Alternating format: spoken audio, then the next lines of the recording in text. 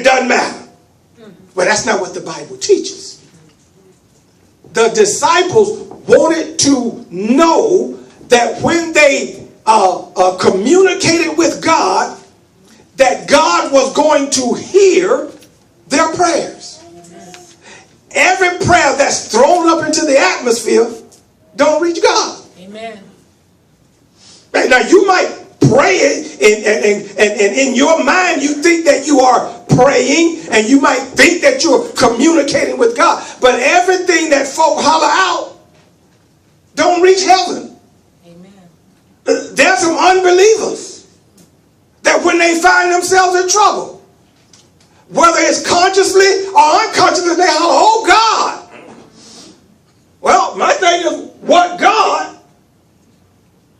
are you praying to? Are you yelling to? Are you crying out to?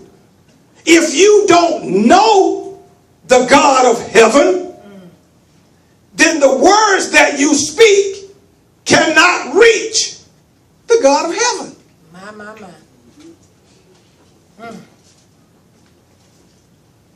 Before I give you the model of prayer, I want to reflect for a moment. And I want to share with you where and when I learned to pray. And as I was doing this study and putting my sermon together, and I began to reflect, and this particular scene fell into my spirit as I sat at my computer typing, I began to weep. Because it just welled up in me and brought back memories for me. Good memories, fond memories. I have people all the time that tell me, man, I wish I could pray like you. I have people all the time who say to me that my prayer enriches them and inspires them when they hear me pray. Well, my first prayer lessons came from my daddy. Amen. The late Deacon Amos Davis Sr. My dad had a reputation among the circular of Baptist churches in Pompano that Deacon Amos, Deacon Davis, he prayed. And he would get invited out to various church programs because he was known for his singing and his praying. And they would have him to do the opening ceremonies for their programs where they would do their hymns and then do their prayers.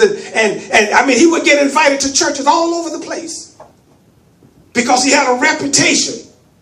The boy could sing and the boy could pray. And one of the things that my dad taught us, one of the things that my dad required of us is that we had a family time of prayer. We would gather around the dinner table and everybody, we had 6 kids and 2 adults, and everybody had to take a turn praying. It was a requirement. And I remember as a kid, and I remember being about 8, 9 years old, and I would sit there anxiously waiting for my turn to pray. Because I had heard my daddy pray all my life. And I had heard my daddy pray. And I had learned to pray like my daddy could pray. I got to the place where I prayed so well that people in the neighborhood, some of the neighbors, when they needed prayer, I mean grown folk, they would send for me.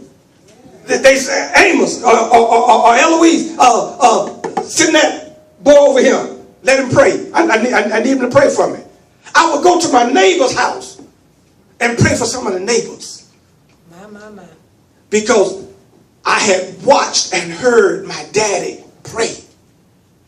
Parents and grandparents, it's essential that you teach your children to pray.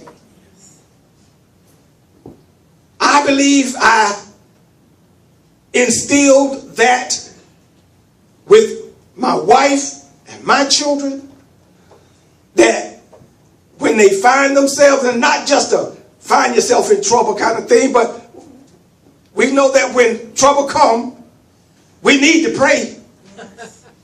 Amen. That's not the only time. That's why I say there are various types of prayer.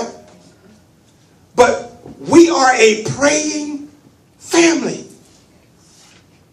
And I just started, even this past week, doing a regimen with my granddaughter. As I was doing this message, it pricked in my spirit. I need to start praying with her.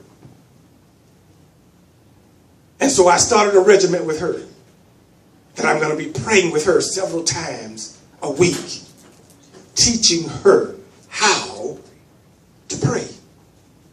It is essential. It is important for us as believers to know